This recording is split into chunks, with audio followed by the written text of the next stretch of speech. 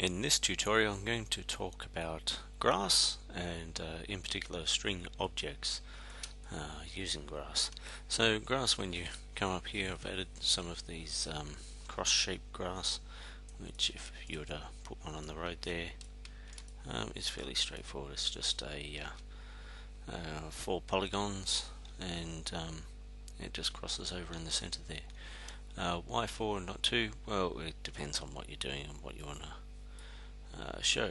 So if you had these set up so that they're off to the side and pointing towards the road, they look alright.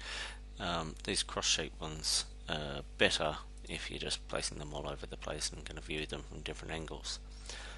So that works reasonably well if you're just sitting them by the side there.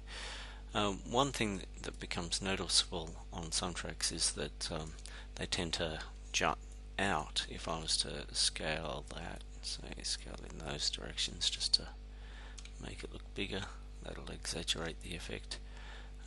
You can see the edges here are sticking out away from the ground. So I'll just delete that and just show you the string objects that we've got. And I've created one for each of the X shapes. If we're just adding them as a straight line, you can just create a straight string here, and these are already set up to lower the vertices to the ground, so that the shape is now bending to the ground. So you can use these all over the place. You know, it's great if you're creating a couple of sets. Press escape there and just do another set. So as you're traveling along, that looks a bit better than the ones that stick out and away from the hill. I wouldn't use them absolutely everywhere. Each string object at the moment creates its own object within Assetto Corsa, whereas using these objects, if you're using these and adding straight lines of these, then they are grouped up and bunched up together, so multiple strings of these would be bunched up into the one group upon exporting.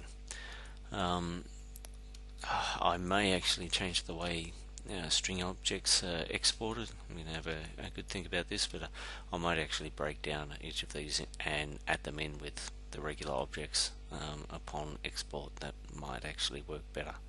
But for the moment, those string objects get exported individually, which is okay if you want to edit them that way in the editor later on, or perhaps I'll make it an option so that that can change. If you wanted to add as string objects and change that back to the way it works previously, you can just change this to objects sit on the spine or objects lowered to the ground, and so that when they go back up the hill, they'll have that problem. They'll have that problem again where they sit out from the hill. Hope you enjoyed that, and more to come. Thanks for watching.